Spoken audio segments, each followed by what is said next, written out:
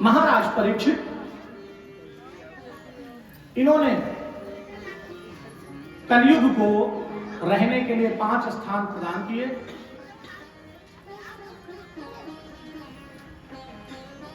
द्यूत, मद्यपान, स्त्री संग, हिंसा और स्वर्ण अर्थात धन, इनमें निवास प्रदान किया। उसके पश्चात एक बार अपने नगर का परिभ्रमण करते हुए, आखेट करते हुए, प्यास से व्याकुल हुए, वह सारी घटना, श्राप की घटना हमने आपको कल सायंकालीन कथा में सुनाई। श्राप के बाद महाराज परीक्षित अत्यंत मनःदग्ध हो गए, अत्यंत आत्मग्लानि से भर गए, अत्यंत दुख से भर गए। और श्राप से उनको इतना दुख नहीं हुआ जितना दुख उनको इस बात से हुआ, इतना दुख श्राप से नहीं हुआ जितना दुख इस बात से हुआ कि मैंने अज्ञानवश बाण में फंसा करके सर्प को और श्रमिक मुनि के गले में पहना दिया। इस प्रकार का अधर्म मुझसे कैसे हुआ? खेद इस बात का अधिक है, श्राप और वरदान की बात नहीं। पहला विशेष दुख कि जो कलिकाल को दंड देने में की सामर्थ्य रखता है, स्वयं धर्मराज युधिष्ठिर के पौत्र हैं, साधारण थोड़ी ही है। भगवान योगेश्वर श्री कृष्ण ने गर्भ में इनके साथ रहे हैं। भक्त और भगवान गर्भ में एक साथ रहे हैं। भगवान योगेश्वर श्री कृष्ण का इतना अनुपम सानिध्य इन्होंने प्राप्त किया है, उसके बाद इनकी मति को यह हो गया। भगवान का सानिध्य जिसने गर्भ में प्राप्त किया, उसको तक कलिकाल ने आहत कर दिया। हम आप तो सामान्य मनुष्य हैं।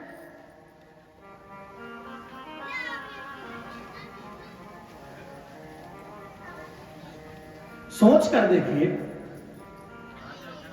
महाराज परीक्षित आज मन ही मन में इस बात को लेकर चिंतित और ये सोचते कहते हैं, आग लग जाए मेरे ऐसे वैभव में, मेरे ऐसे वैभव में आग लग जाए, मेरे ऐसे राज्य में, मेरे ऐसे वैभव में, मेरी ये राज्य सत्ता में, मुझे नहीं चाहिए। मैंने इतना बड़ा अधर्म कर दिया है कि ब्राह्मणों की क्रोधाग्नि से आज ही मेरा सारा जितनी भी मेरी संपत्ति है सब ध्वस्त हो जाए, मैं ऐसा चाहता हूं।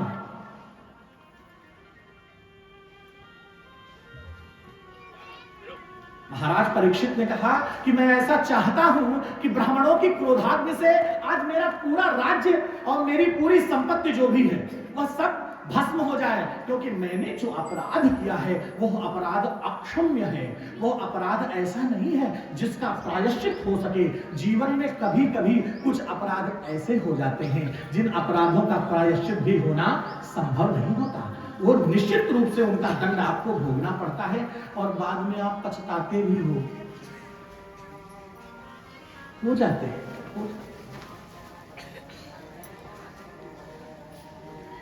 क्यों? क्योंकि भगवान ही तो कलिकाल है, भगवान ही तो सतयुग है। काल माने समय, भगवान ही सब जगह विद्यमान है। भगवान की छाती से देवता और पीठ से असुर उत्पन्न है। जब भगवान आपके विषय में आप सुनेंगे तो आपको पता चलेगा कैसे वंश की उत्पत्ति हुई, कैसे असुर पैदा हुए। तो सब इन्हीं के तो है और भगवान की ही ये लीला है। इस लीला में आप इस बात को समझो, ये सारा यश और ये कथा आपको सुनाकर केवल मैं महानुभावों आपके हृदय में ये बात बिठाना चाहता हूं कि हरि नाम नहीं तो जीना क्या। चाहे आप कोटि कोटि अश्वमेध कर लो, कुछ कर लो, हालांकि कलिकाल में तो संभव ही नहीं है।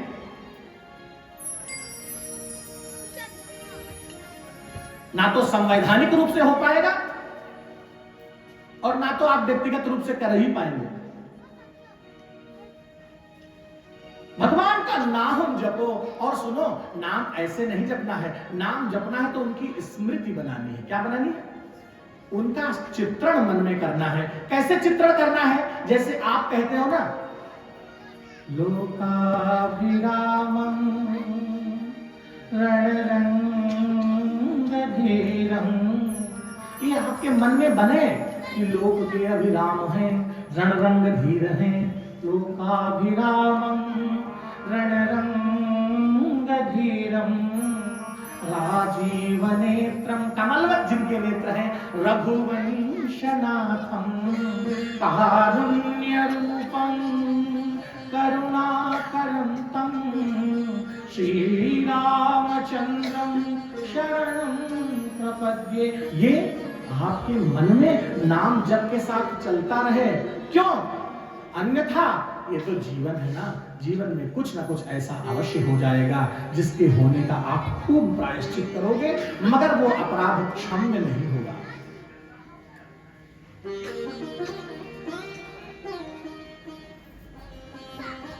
इतना प्रायश्चित मन ही मन दुखी हैं। अरे आप सोच के देखिए, जिसने धर्म रूपी बैल और पृथ्वी रूपी गाय की रक्षा के लिए कलिकाल को दंड देने के लिए तलवार उठा ली थी, भला वो व्यक्ति ऐसा कैसे कर सकता है? कैसे कर सकता? ये समय है, क्योंकि यहां कौन बचेगा? यहां वही बचेगा जे राखे रघुबीर ते उबरे ते काल मोह। जिनको वो स्वयं बचाना चाहेंगे वही बचेंगे, बाकी बचने का अपनी तरफ से तुम कोशिश चाहे जितनी करो, तुम्हारे उद्योग से, तुम्हारे उपक्रम से तुम बच नहीं पाओगे। इस प्रकार महाराज परीक्षित ने अनशन कर दिया। क्या कर दिया? अनशन कर दिया और गंगा जी के किनारे आ गए। राज्य छोड़कर, अपना सब छोड़ के सारा त्याग कर दिया, क्योंकि हृदय में ये बात बैठ गई कि आज के 7वें दिन मृत्यु वरण करेगी। आज के 7वें दिन मृत्यु वरण करेगी।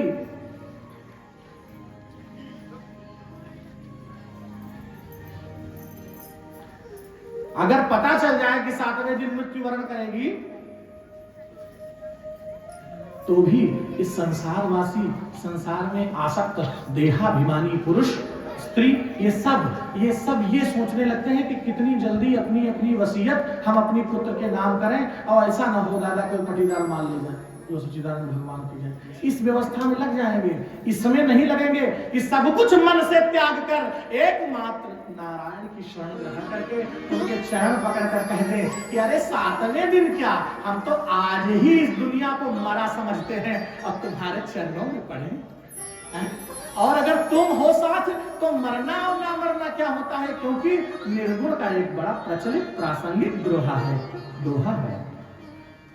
कि राम मरे तो हम मरे और ना ही तो मरे बलाए।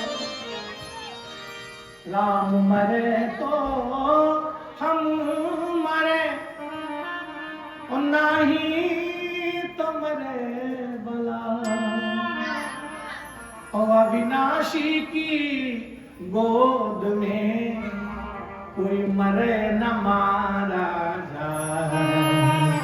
अविनाशी की, अब कौन अविनाशी की गोद में बैठा है? जो बैठा है वो इस बात को महसूस करे। इसीलिए महाराज परीक्षित ने क्षण भर का विलंब नहीं किया और तुरंत तिनके के समान अपने राज्य के मोह को त्याग कर, और मृत्यु का भय तो रहता ही है, क्योंकि भय बिन होई न प्रीति, बिना भय के होती ही नहीं है। सामान्य, अच्छा भगवान में जिसकी सहज प्रीति हो, स्वाभाविक प्रीति जिसकी सहज हो बिना भय के, वो तो भैया उसके तो चरणों की आरती करो, वो धन्य है। बिना भय के जो भगवान को प्रेम करता हो स्वभाववश, क्योंकि जिसके हृदय में ये बात पक्की पक्की बैठी हो। कौन सी बात? हम तुम हमारे थे प्रभु जी, और तुम हमारे हो।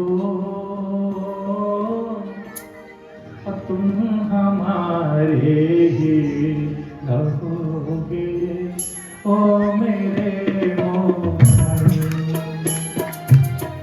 तुम हमारे थे प्रभु जी, तुम हमारे हो, तुम हमारे ही रहोगे ओ मेरे प्रियतम। ये आप लोग गाइए साथ में, लेकिन इसको हृदय में बसाओ। और भैया हम तुमसे मांग रहे हैं, आंख फैला के मांग रहे हैं। यहाँ मंच पर बैठकर हम केवल अपना बड़प्पन नहीं झोंक रहे हैं, हम तुमसे हाथ जोड़ के निवेदनात्मक रूप से भी कह रहे हैं, हमारे समस्त साथी सहयोगियों से कह रहे हैं कि भगवान से कहो और भगवान के हो जाओ। हम तुम हमारे थे प्रभु जी, तुम हमारे हो, तुम हमारे ही रहोगे ओ मेरे मोहन। हमारे थे प्रभु जी, तुम हमारे हो, तुम हमारे ही रहोगे ए मेरे प्रियतम। तुम्हें छोड़ सुन कृष्ण मुरारी, कोई न मीत हमारो। तुम्हें छोड़ सुन कृष्ण दुलारे, कोई न मीत हमारो। तुम्हें छोड़ सुन कृष्ण मुरारी, कोई न मीत हमारो। तुम्हें छोड़ सुन कृष्ण मुरारी, कोई नामित हमारो। अब तो आकर बाँह पकड़ लो, अब तो आकर बाँह पकड़ लो ओ मेरे मोहन। और अब ये बात इस तरह से कह दो, कैसे? हम तुम्हारे थे प्रभु जी, हम तुम्हारे थे प्रभु जी, तुम हमारे हो, हम तुम्हारे ही रहेंगे ओ मेरे मोहन। हम तुम्हारे ही रहेंगे ए मेरे मोहन।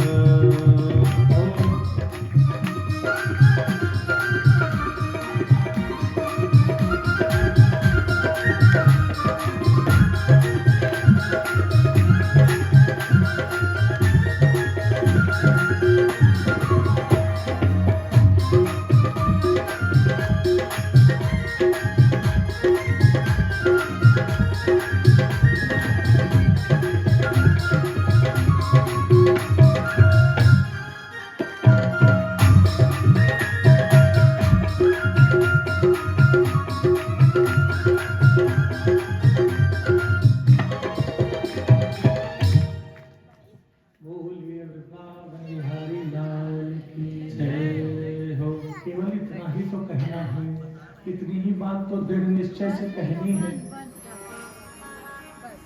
इतनी ही बात दृढ़ निश्चय से कहनी है। क्या कहना है? हाँ, और कैसे कहना है?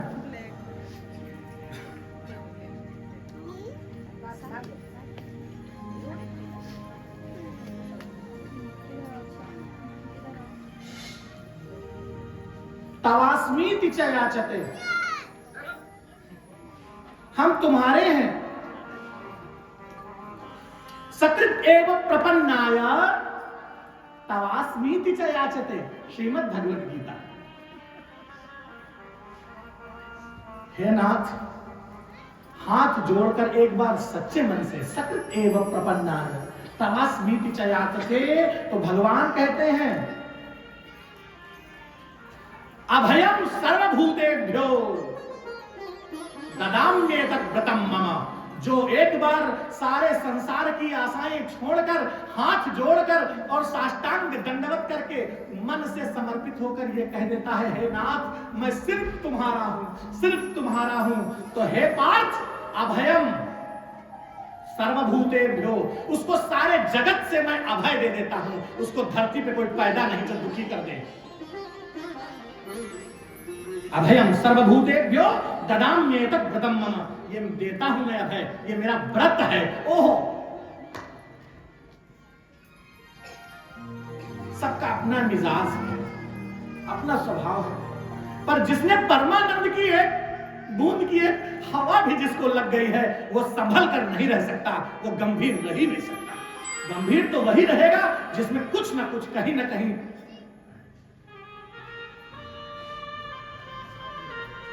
कुछ ना कुछ जो प्रोटोकॉल मेंटेन कर रहा है। वरना भगवान के होकर गंभीर कौन रहा? मीराबाई कितनी गंभीर थी, सूरदास कितने गंभीर थे। इतने गंभीर थे तो क्यों गिर गए कुएं में, और कुएं में खुशी से गिर गए और इस विश्वास से गिर गए कि निकालने के लिए केशव आएंगे। It is the very toppest quality of the devotee. मतलब हाउ कैन यू इमेजिन कि मतलब वाह, ये होता है समर्पण। अब तुम संभल रहे हो, सुधर रहे हो, इसका मतलब समर्पित नहीं हो। सत्य एवं प्रपन्नाय तवास्मीति च याचते अभयम सर्वभूतेभ्यो ददाम्येतत् व्रतम मम। महाराज परीक्षित ने पूर्ण समर्पण कर दिया और गंगा नदी के किनारे आ गए। और जो ही गंगा नदी के किनारे आए तो अब मन में उनके ये थोड़ी चल रहा है हमारी आपकी तरह कि जैसे हम लोग कथा में भी जाते हैं तो भी दिमाग में यही चलता रहता है, मस्तिष्क में ऐसा तो नहीं है, देखे रहना कुछ, थोड़ा घर का भी ध्यान रखना, थोड़ा व्यवस्थाओं का भी ध्यान रखना भाई, थोड़ा मोबाइल भी देखे रहना, कोई पिन कोड न जान जाए, सब गायब हो जाए। कुल मिला के संसार को अगर आपने अपने हृदय में रखा और संसार को हृदय में रखकर तुम कथा में आए या तीर्थ में गए या भगवान का भजन करने गए, तो भजन तीर्थ का तुम्हें कोई फल प्राप्त नहीं होगा, क्योंकि तुम्हारे मन में जो बैठा है भजन तो उसी का हो रहा है।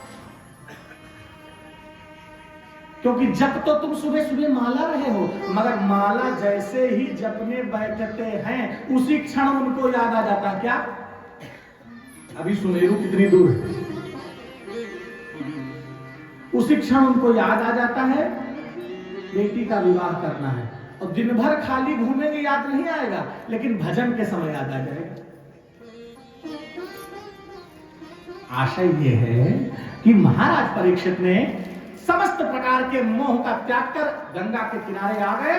और भगवान जैसे ही आसपास के ऋषि मनीषियों ने यह सुना कि महाराज परीक्षित को, विष्णुनाथ जी को, जो भगवान के परम भक्त हैं, उनको श्राप हो गया है, तो किसी भी ऋषि महर्षि को घर में रुकना या आश्रम में रुकना या अपने सदन में रुकने की इच्छा नहीं हुई। सारे ऋषि महर्षि भाग पड़े, क्योंकि जिसका जीवन ही पूजा था आज उसको श्राप कैसे मिल गया, सिर्फ इस बात को जानने के लिए भाग पड़े। और कौन कौन आ गया महाराज परीक्षित के पास गंगा के किनारे? ये लोग आ गए। कौन कौन? अत्रिर्वसिष्ठः च्यवनः शरद्वान् हरिश्चनेमिर्भृगुरङ्गिराश्च। अत्रिर्वसिष्ठः च्यवनः शरद्वान् हरिश्चनेमिर्भृगुरङ्गिराश्च। पराशरो गाधिसुतोऽथ राम उताख्य इन्द्र प्रमदेद्मबाहौ। मेधातिथिर्देवल आर्ष्णिषेणो भारद्वाजो गौतमः पेपलादः। मैत्रेय और्वः कवसः कुम्भयोर्द्वैपायनो भगवान् नारदश्च। अन्ये च देवर्षि ब्रह्मर्षिवर्या राजर्षिवर्या अरुणादयश्च। नाना ऋषे प्रवरान् समेतान् अभ्यर्च्य राजा शिरसा ववन्दे। नाना ऋषेय प्रवरान् समेतान् अभ्यर्च्य राजा शिरसा ववन्दे। सुखोपविष्ट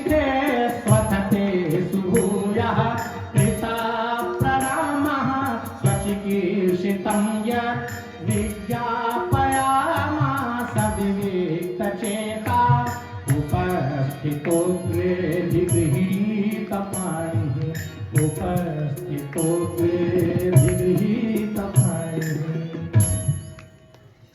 महाराज परीक्षित जब गंगा के किनारे हैं तो कौन कौन से ऋषि आ गए यजमान जी हमारे? आज मैं बहुत संभल के बोल रहा हूँ, मेरी तरफ देखते रहो, नहीं मैं नहीं जानता कोई बंदर आ जाएगा आसपास। बोलो सिया रामचंद्र भगवान की, बालकृष्ण भगवान की, श्रीमद् भागवत महापुराण की जय बोलने में थको मत।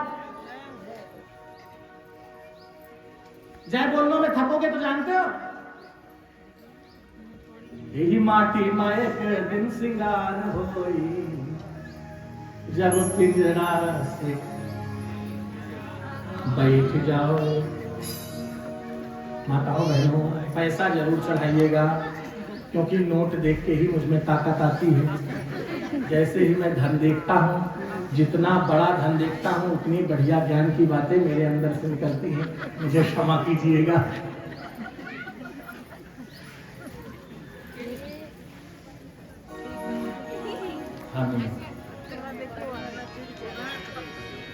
बैठ जाइए। कहाँ बैठी? पैसा जरूर चढ़ाइए।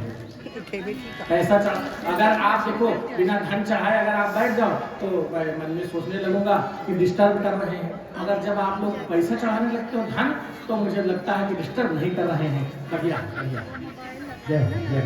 मैं कह रहा था, ये तो मैंने आपके मन को थोड़ा सा हास परिहास से भर दिया, क्योंकि नवरस जप तप जोग विरागा, नवरस जप तप जोग विरागा, नवरस जप तप जोग विरागा, नवरस जप तप जोग विरागा, ये सब जलचर चारु तड़ागा, ये सब जलचर चारु तड़ागा, ये सब जलचर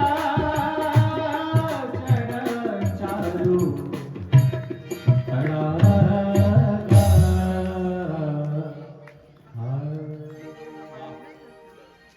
तो भैया माताओं बहनों, कौन कौन आ गया? महाराज परीक्षित उपस्थित हैं। उस समय कौन कौन आ गया? अत्रि आ गए, वशिष्ठ आ गए, च्यवन आ गए, भृगु आ गए, अंगिरा आ गए। ये सारे लोग आ गए दौड़कर और इकट्ठा हो गए।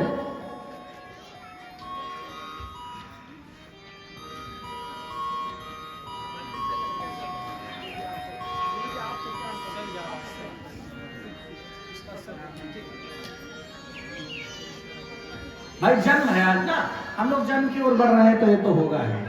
कौन कौन आ गया? परशुराम जी भी आ गए। भगवान की कथा ही ऐसी है। भगवान की कथा में ये नहीं सोचना चाहिए हम क्यों जाएं। भगवान की कथा किसी की नहीं है।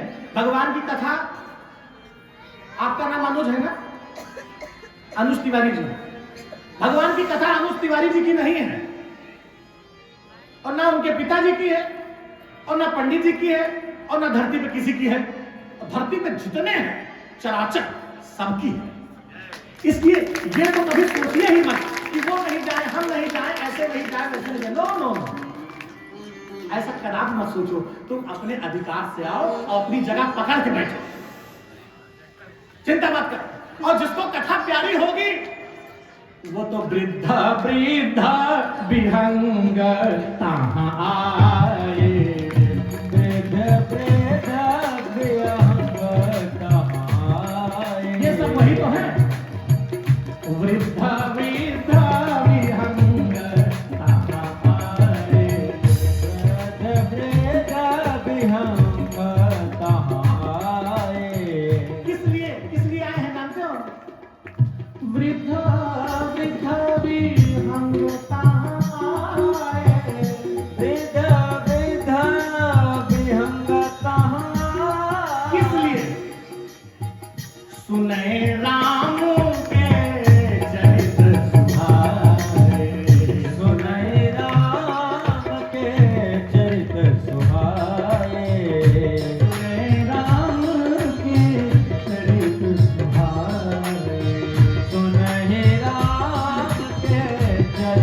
सुभाए। औरों की कौन कहे? देवल मेधातिथि भगवान व्यास, नारद जी, अगस्त्य ऋषि, ब्रह्मर्षि, सब लोग आए।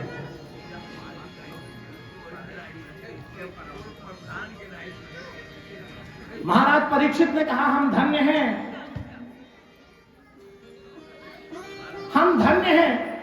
भैया भैया भैया प्लीज प्लीज प्लीज थोड़ी देर आओ भाई पर देखो, नहीं तो फिर हमको देर नहीं लगती है।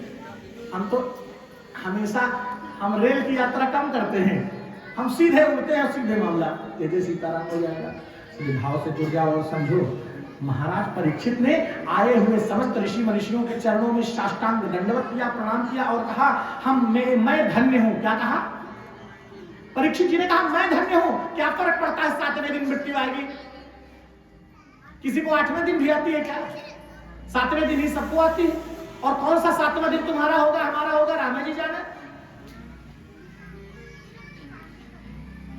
तो बिगड़ी जन्म अनेक की सुधरे अब ही आज, जो होए राम को नाम जप तुलसी तज कुसुमा। महाराज परीक्षित ने कहा मैं धन्य हूं। क्यों? क्योंकि श्राप मुझे मिला है और मेरी चिंता करने वाली व्यास जी हैं जिन्होंने भागवत लिखी। श्राप तो मुझे मिला है और मेरी चिंता कौन कर रहा है? वो कर रहे हैं जो जिन्होंने भागवत लिखी।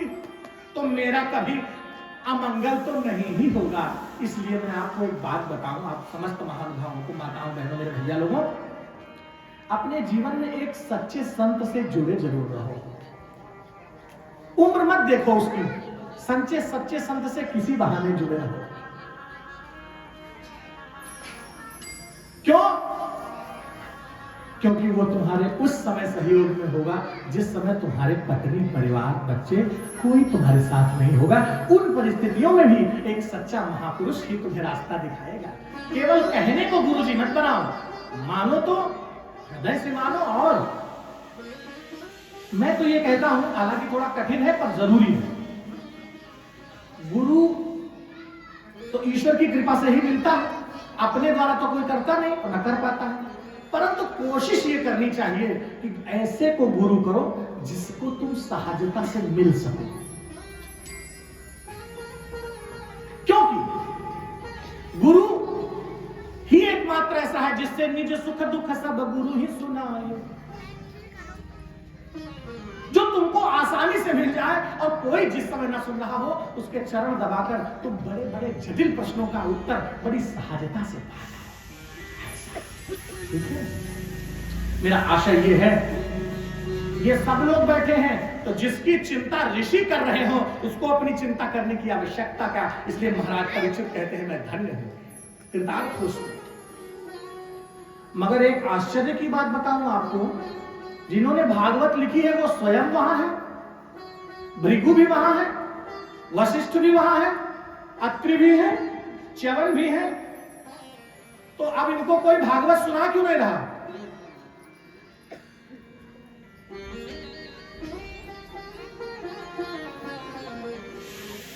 क्यों? क्योंकि किसको कौन सुनाएगा ये पहले से तय है। किसी के कहने और बुलाने की बात नहीं है भैया, किसको कौन सुनाएगा ये पहले से तय है। हम लोग केवल पटरी पर जा रहे हैं, पटरी पहले से बिछी है। कितनी देर बैठे रहे, बात करते रहे, प्रणाम करते रहे, अभिवादन करते रहे, ज्ञान की चर्चा सुनते रहे, मगर किसी ने यह नहीं कहा कि आओ मैं तुम्हारा भी मृत्यु का भय दूर कर देता हूं। क्योंकि ये कौन कर सकता है? तत्रा भवद् भगवान व्यासपुत्रो यदृच्छया गामटमानो नपेक्षः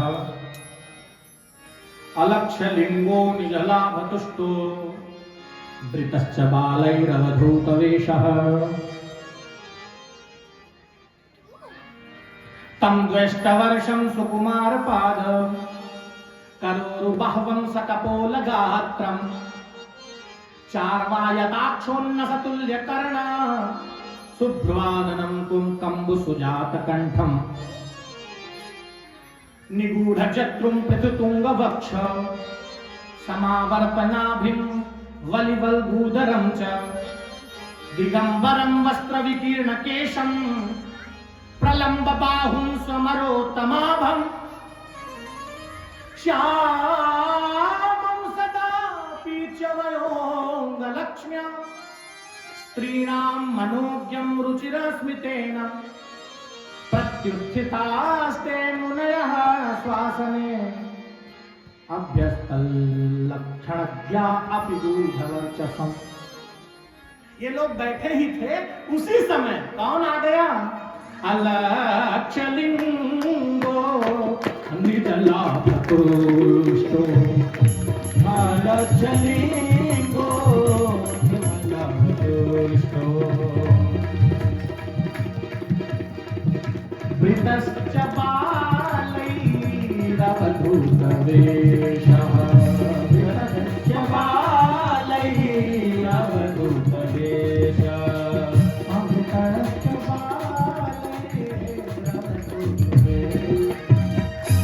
ये लोग बैठे ही थे, इतनी देर में पता नहीं कहां से अवधूत वेश। अवधूत वेश समझ रहे? अवधूत माने शरीर पे वस्त्र नहीं है,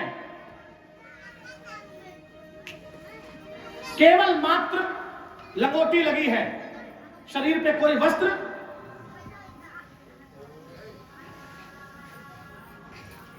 सुंदर भौहें हैं उनकी, कपोल अत्यंत सुंदर है, हाथ आजान बाहु है। आजान बाहु समझ गए? बड़े हैं। जैसे आजान बाहु कौन था? कौन है? प्रभु श्री राम। ध्यायेदाजानुबाहुं धृतशरधनुषं बद्ध पद्मासनस्थं। वो प्रभु श्री राम के सदृश ही। और क्या? निज लाभ तुष्टो, इनका गुण देख लीजिए, कि निज लाभ तुष्ट है। और निज लाभ तुष्ट कौन है?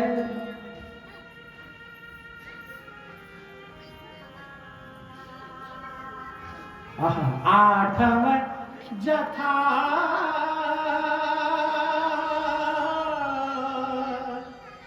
लाभ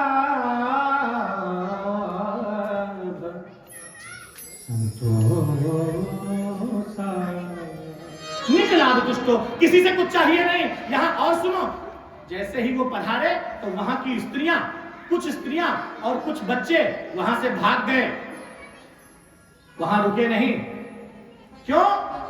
ये कोई साधारण नहीं है, इन्हें देखकर लगता है मानो कोई असाधारण महापुरुष पड़ा।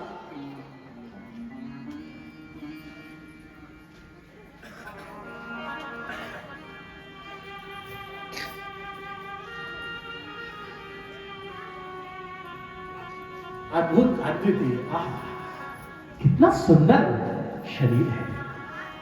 और उम्र जानते हो आयु क्या है? देह की आयु 16 वर्ष है। कितनी?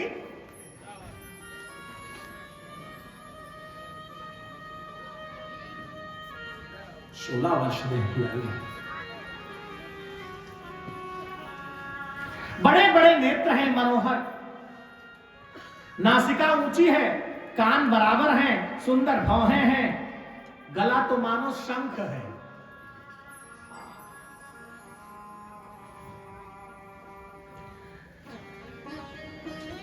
भगवान महाराज परीक्षित ने देखा पधारे हैं, अचानक से आए हैं, किसी के बुलाने पे ही आते, किसी के मनाने पे ही आते, ये अपनी इच्छा से आते हैं, वो अपनी इच्छा से। इसी को अवधूत कहते हैं। अवधूत का मतलब अपनी इच्छा से आते हैं, अपनी इच्छा से जाते हैं, और इस बात को हमेशा गुनगुनाते हैं। झूठ ही लेना, झूठ ही देना, झूठ ही देना, झूठ ही देना, झूठ ही भोजन, झूठ चबेना, झूठ ही भोजन, झूठ चबेना। इस बात को हृदय में जीते हैं, और देह केवल माध्यम है। अब ये मिल गई है तो क्या करें, इसलिए है तो है, और है तो इसको सजाते नहीं, ऊपर से वस्त्र नहीं पहनते। वस्त्र जो उन्हें प्रकृति ने प्रदत्त है, प्रकृति प्रदत्त जो वस्त्र है इसी में बैठे हैं। और आ गए तो सामान्य स्त्रियां और बच्चे भागे देखकर। क्यों? क्योंकि ये सहज नहीं लग रहे हैं, इनके बाल बिखरे हुए हैं, सजाए हुए नहीं हैं।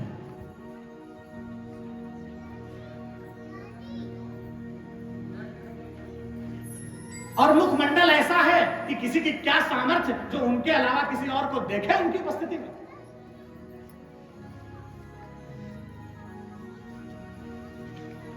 किसी की क्या सामर्थ्य है। बोलिए श्री सुखदेव भगवान की जय हो। आज महाराज परीक्षित जी गंगा के किनारे हैं, भृगु वशिष्ठ चवन आदि समस्त ऋषि उपस्थित हैं, और इस समय प्रभु श्री तत्राभवत् भगवान व्यासपुत्रो यदिच्छया गामट मानोनपेक्षः अलक्ष्यलिंगो निजलाभतुष्टो वृतश्च बालैरवधूत वेशः। अवधूत वेश में हैं और आ गए। उनको आया देखकर महाराज परीक्षित ने प्रणाम किया, और प्रणाम किया भैया, साष्टांग दंडवत की। क्यों? क्योंकि कुछ लेना न देना ये वो है, ये वित्त से संतुष्ट नहीं होते, ये प्रार्थना से नहीं, ये प्रभु की इच्छा से आते हैं, और ये प्रभु की इच्छा से ही आते हैं। और मैं अगर आपसे एक बात कहूं तो अतिशयोक्ति नहीं होगी भैया, आप लोग बहुत धन्य हैं, अन्यथा नहीं। बजाना गाना तो जीवन भर है, मगर आपको जो कथा मिल रही है ये देव दुर्लभ है। ये सब गंगा में स्नान कर रहे हैं सराबोर होके, और ये भाव बनाए रखना, डुबकियों का आनंद लो, भगवान का दर्शन करो, क्योंकि मंदाकिनी है, आराम आराम से चल रही है। और कामता नाथ का दर्शन करो, मंदाकिनी में नहाओ, जय जय सीताराम गाओ। तो मैं कह रहा था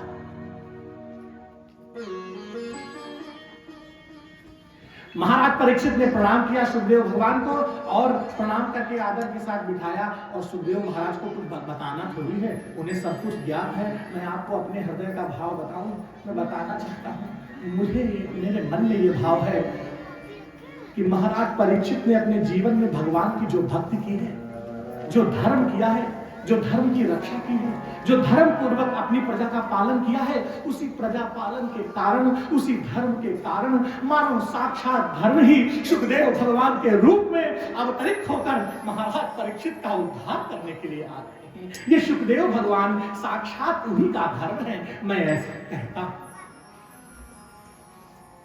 क्योंकि याद रखना, तुम्हारे जीवन में तुम्हारे द्वारा किया गया धर्म ही धर्मानुगो गच्छति जीव एकः, धर्म ही एकमात्र है जो जीव के साथ जाता है। नहीं तो गाते गाते तो उम्र गुजर गई कि रे मन मुसाफिर निकलना पड़ेगा, और ये काया कुटी खाली करना।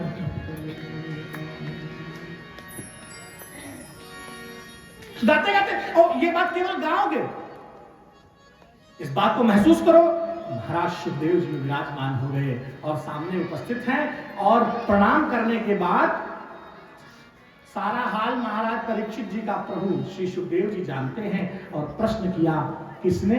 महाराज परीक्षित जी ने श्री सुखदेव जी महाराज से।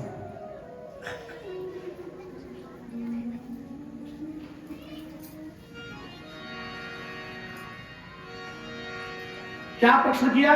चिंता मत करिए, अभी भजन सुनाता हूं, मैं समझ रहा हूं, मगर कुछ दो चार मूर्तियां मुझे वृद्ध वृद्ध दिख रही हैं, इसलिए मेरी कथा उस प्रवाह में जा रही है, और जानी चाहिए भी।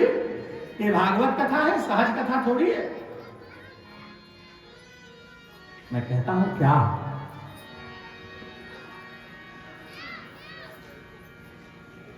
ये कथा पुरानी है और ऋषियों की कहानी है। ये कथा पुरानी है, ऋषियों की कहानी है। ये कथा पुरानी है, ऋषियों की कहानी। ये कथा पुरानी है, ऋषियों की कहानी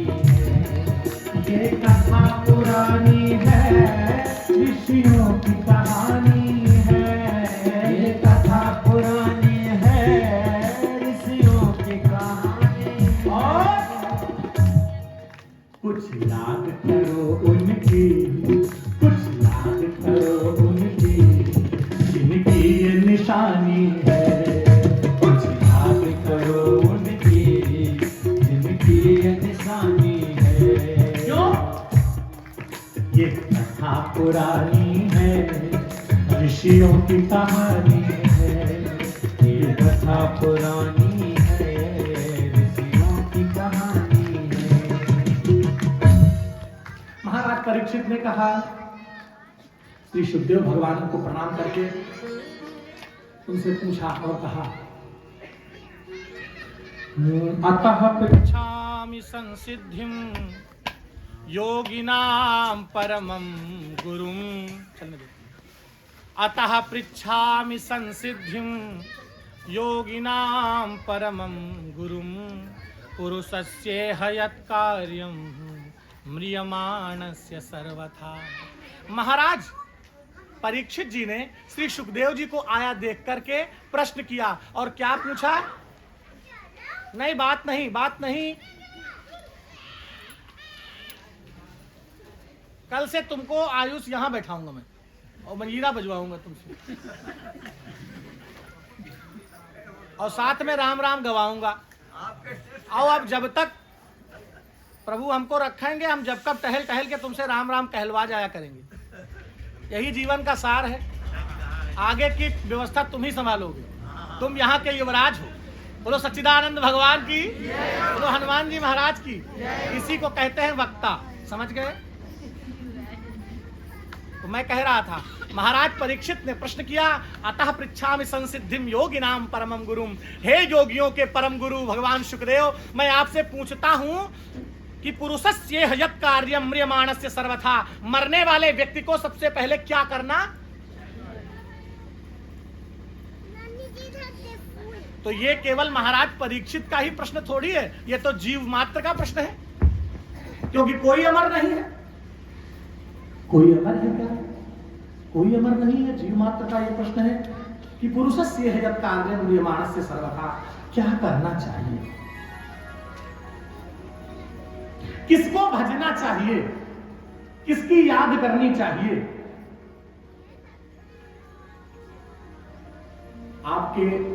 आप किसी संत महापुरुष का दर्शन करने को पा जाओ तो कभी उससे ये न पूछो कि हमारी बेटी का विवाह कब होगा, और उससे कभी ये न पूछो कि महाराज जी हमारी एक डील बहुत बड़ी फंसी है, इसको निकलवा दो किस तरह ना।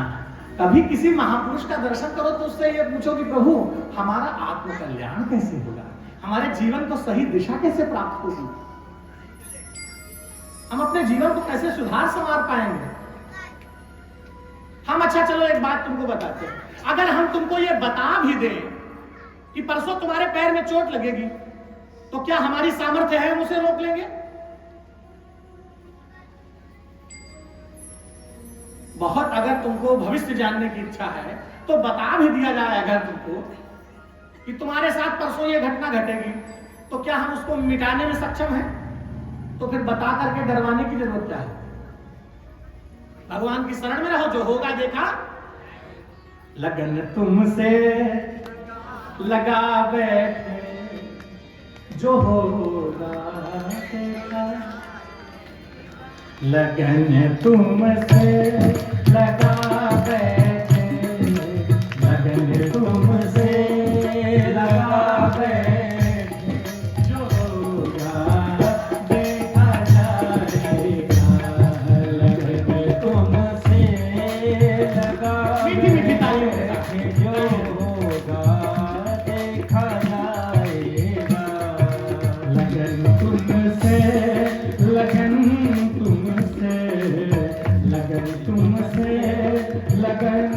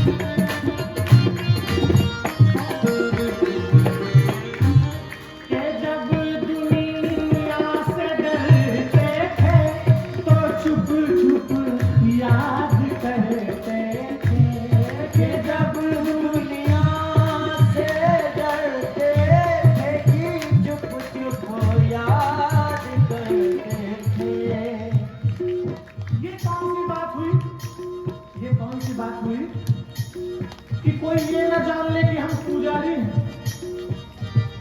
ये कौन सी बात हुई कि कोई ये ना जान ले कि हम भक्त हैं। ये कौन सी बात हुई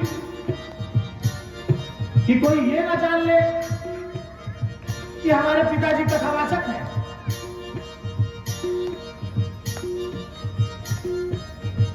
ये कौन सी बात हुई कि कोई ये न जान ले हम अभी इतनी कम उम्र में हमारा जनेऊ हो गया। अरे तुम भाग्यशाली हो जो तुम्हारा समय से हो गया। क्यों? क्योंकि अब तुम द्विज हो। अब तुम्हारे पास जैसे किसी विद्यालय का एक विशेष पहचान पत्र होता है, ऐसे ही भगवान की सभा में तुम्हारे द्विजत्व का एक पहचान पत्र तुम्हारे साथ है। वहां तुम्हारे लिए सीट रिजर्व है। तो सच्चिदानंद भगवान की जय। क्यों? तो संकोच किस बात का? हम भक्त हैं तो छिपाते हैं दुनिया से। कहीं ऐसा ना हो कि हमको मंत्री जी अपने यहाँ न बुलाए भाई क्योंकि हम साधु हैं। अरे मत बुलाओ मंत्री जी क्योंकि तुम अमर हो। हम अमर नहीं हैं, तुम अमर हो। कि जब दुनिया से डरते थे तो छुप छुप याद करते थे। कि जब दुनिया से डरते थे कि छुप छुप याद करते थे। हाँ, छुप छुप याद करते थे। और अब क्या हुआ? ताली बजाइए। क्यों बजाइए? अभी बताएं। जब दुनिया से डरते थे तो छुप छुप याद करते थे। हाँ, छुप छुप याद करते थे। लो शर्म हम पे, शर्म हम शर्म हम बेच खा बैठे। जो होगा देखा जाएगा। शर्म हम बेच खा बैठे। जो होगा देखा जाएगा।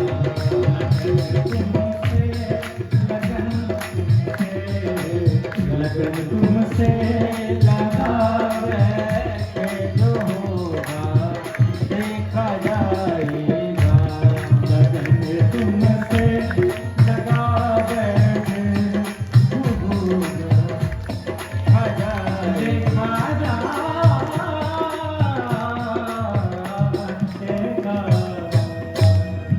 बोलिए वृंदावन बिहारी लाल की जय।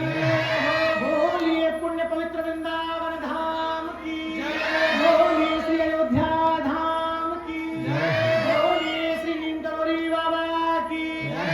बोलिए हनुमान गढ़ी वाले हनुमान जी महाराज की जय। बोलिए श्री सुखदेव भगवान की जय। बोलिए श्रीमद् भागवत महापुराण की जय हो। तुमसे लगा बैठे। तो देखिए संकोच की क्या बात है। महाराज परीक्षित ने पूछा मरने वाले व्यक्ति को क्या करना चाहिए। ये नहीं पूछा कि मेरे व्यक्तिगत जीवन में क्या होगा, कैसे होगा, क्या नहीं। नो, उन्होंने सीधे पूछा। तो भगवत तो सुनिए शुभ और किसको भजना चाहिए ये पूछा। तो उत्तर देते हुए जानते हो क्या कहा सुखदेव जी भगवान ने। आप सुखदेव भगवान बोलने जा रहे हैं। बोलिए सुखदेव भगवान की। सुखदेव भगवान ने कहा वरीयाने सते प्रश्नः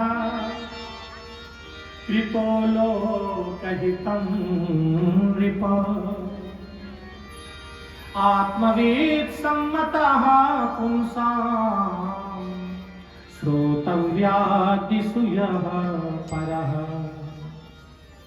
आपने जो प्रश्न किया है हे परीक्षित तुम धन्य हो। तुम्हारा प्रश्न धन्य है। क्यों? क्योंकि तुमने ऐसी बात पूछी है जिससे तुम्हारा नहीं सारे संसार का कल्याण हो।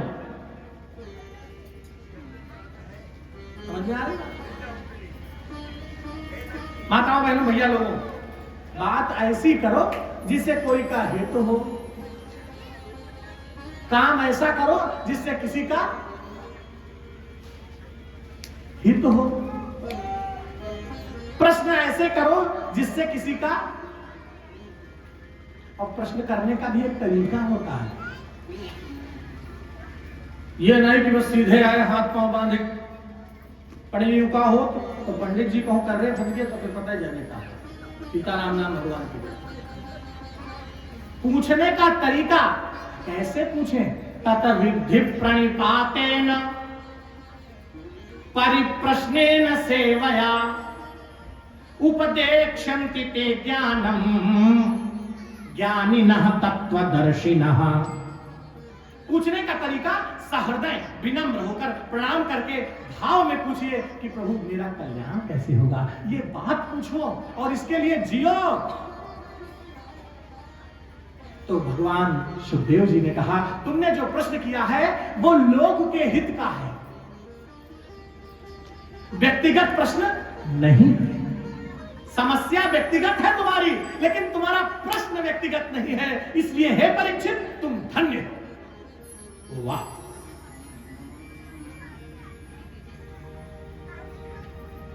उद्देश्य हमारा है कि हमारे माता पिता ने गया कर ली, हमारा धर्म है हम उनको भागवत सुनवा दें, लेकिन हम भागवत सुनवा दें और सुने पूरा लोक, तब तो बात है। बोलो सच्चिदानंद भगवान की जय। अकेले अकेले क्या होगा, सबको बांटो, बांट के खूब आनंद से प्रसाद पाओ भागवत कथा का। तो उन्होंने कहा, श्री सुखदेव जी भगवान बोले, जितासनो जित श्वासो जित संगो जितेन्द्रियः स्थूले भगवतो रूपे मनः संधारयेत् धिया।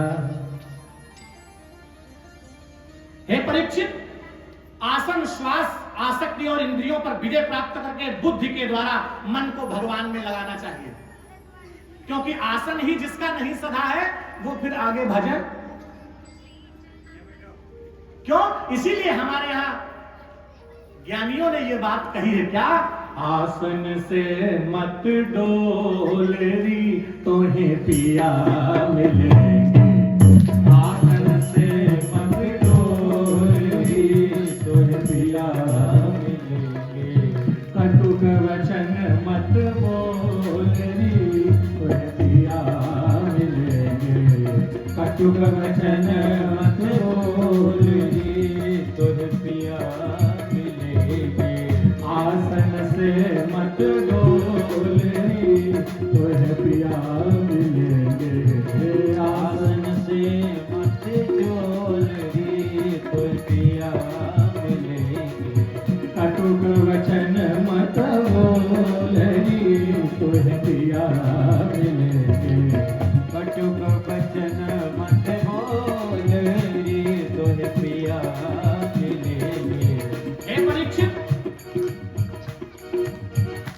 दृढ़ होकर बैठ जाओ, आसन को जीतो, श्वास को जीतो और एकाग्र चित्त होकर अपने मन को भगवान के श्री चरणों में लगा दो।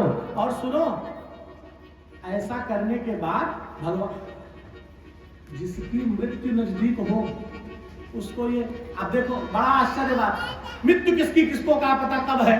इसलिए आज ही जब से मन लग जाए, मन बुद्धि को एकाग्र करके, इंद्रियों को अंतर्मुखी करके, आसन शुद्ध आसन जित श्वास, श्वास को धीरे धीरे प्राणायाम के द्वारा नियंत्रित करके अपने आप को भगवान में समर्पित कर दो। और जीवन में मृत्यु का समय भी आ जाए तो घबराओ नहीं, क्योंकि मौत रानी है तो आएगी एक दिन, मौत रानी है, जान जानी है जाएगी एक दिन, जान जानी है जाएगी एक दिन। कहना क्या? अरे इन बातों से क्या घबराना, सीताराम सीताराम रटते जाना, इन बातों से क्या घबराना, सीताराम सीताराम रटते जाना, हम सीताराम रटते जाना, सीताराम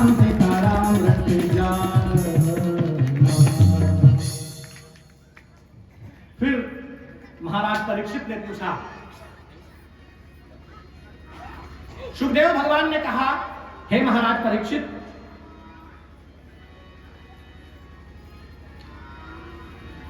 भैया जरा रिकॉर्डिंग बंद कर लो।